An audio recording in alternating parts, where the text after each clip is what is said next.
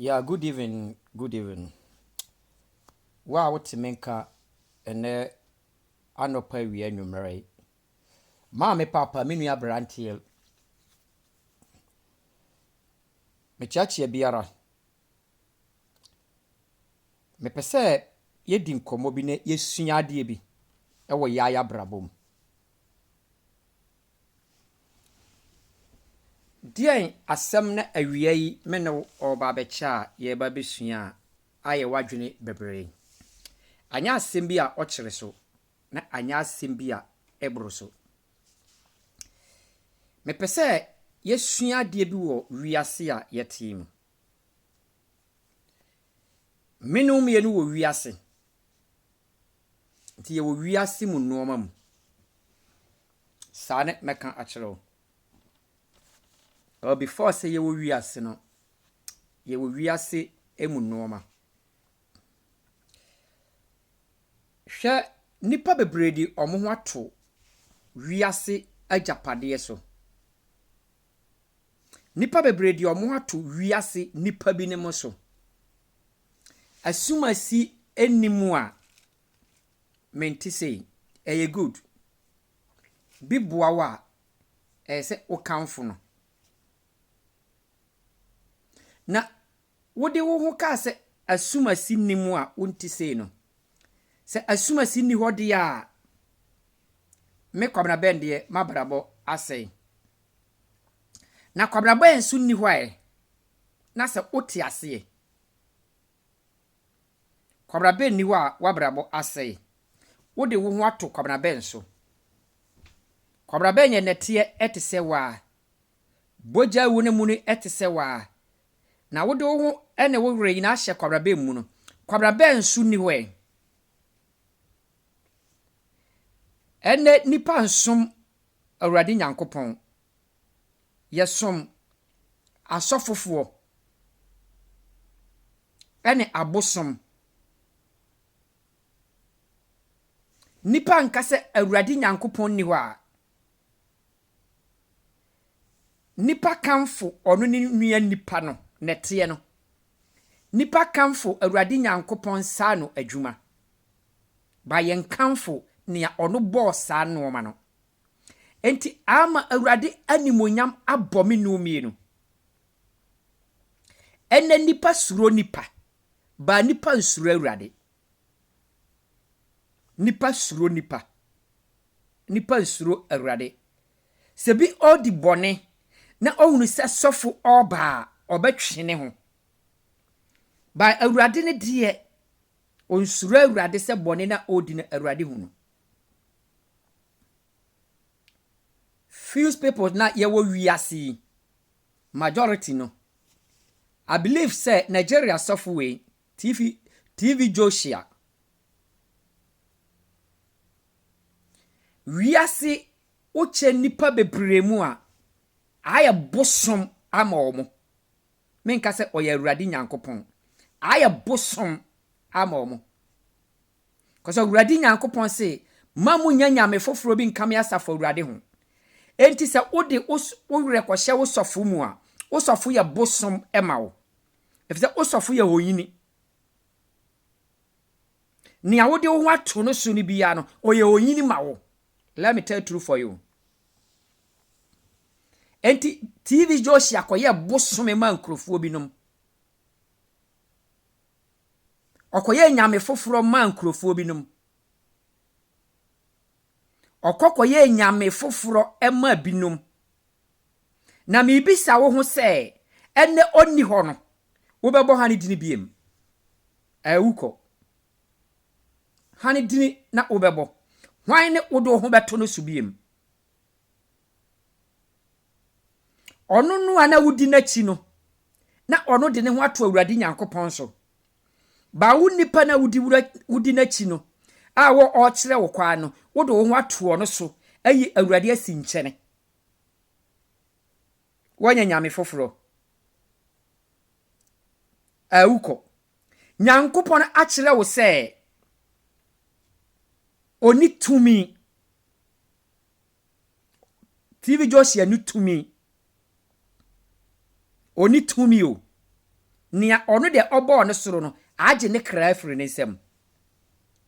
hwan ne sise wo dane no wonji awurade ni nti wo mo awurade dini sise hwan ne wo bebo ni dini biem hwan ne wani daso hwan ne wo bekwa akotwere no hwan ne be ye obotantim no hwan ne wonya asema obeka ama wo hwan ne yare ne ba wo so a obaji wafrim awie me pesa me no cha asem tia we se fa wo hoto awurade nyankopon so biara ni ho a obetima boa wo apart from awurade nyankopon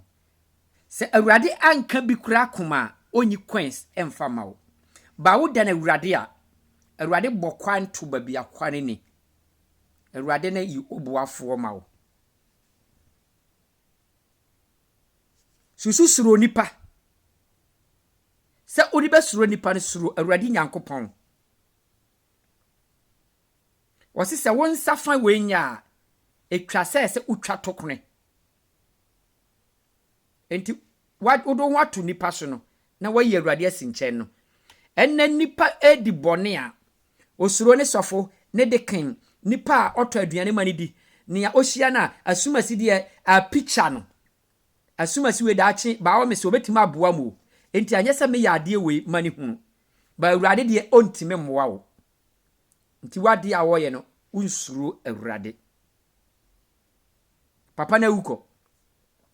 awurade a kire hu se onitumi awurade a kire hu se ni ndwuma a wo ye no na onso no awurade ani adekwanti a make as TV josia na ndwuma a wo ye nso awurade nyankopon ne awurade age ne kra ne se awurade nyankopon ma nipa 70 years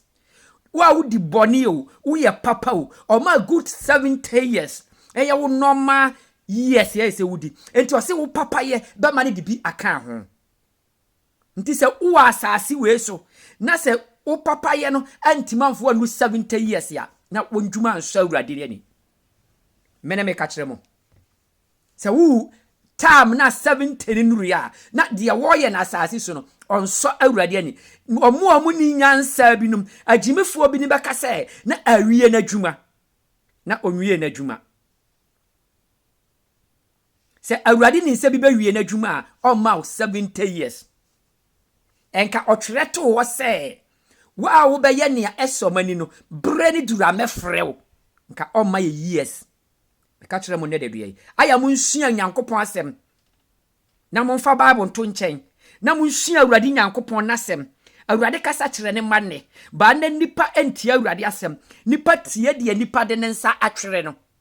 enti nipa brewa asase we so nipa ohunamane nipa odi nwotwe nipa de ne ho eto pempem nipa wani nanso ohuru babia okọ da babia otonkradem nipa koto atechem nipa koto ade amram efise nipa ntie awurade asem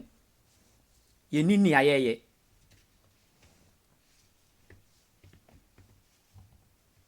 awie me kasa kire o se fa ho to awurade nyankopon so na awurade nkire okwan na awurade ne obuafo ne awodi wani ato no so no wo hye wo se kina bra na omoa wo ade be kye wo bekọ no na dom atwafie wo ahia anye se be kwa akọje muwa wo na omoa kwa akọja mo no ono so ne mbra aduru se omoa kwa akọboa no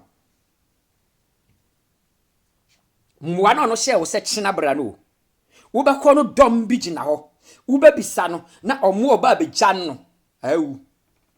nti mmoa na ohye wo no ono so na ohia nkrofo mmoa ba awurade mu awurade eni nipa hwammo awurade nye failure ne awurade be ka afa wo ho no one ne bebam David abusuafo to ne twene ye ba onam awurade bo hye nti no David ba fie ebe ye president awurade nka ho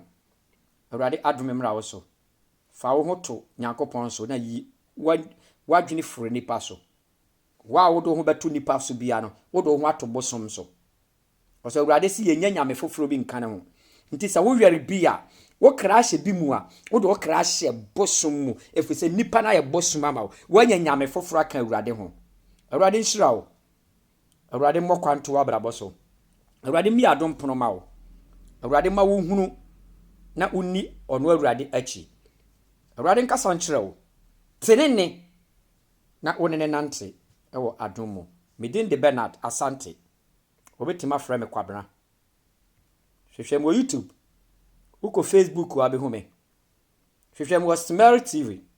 se obo Smell TV Bernard Asante Smell TV ubenyame page ni bi ahwehwɛ mo benyame me no beche asem wo pendwom so abenya ndwom a asomdwe wom utina sitia ubefa aba wom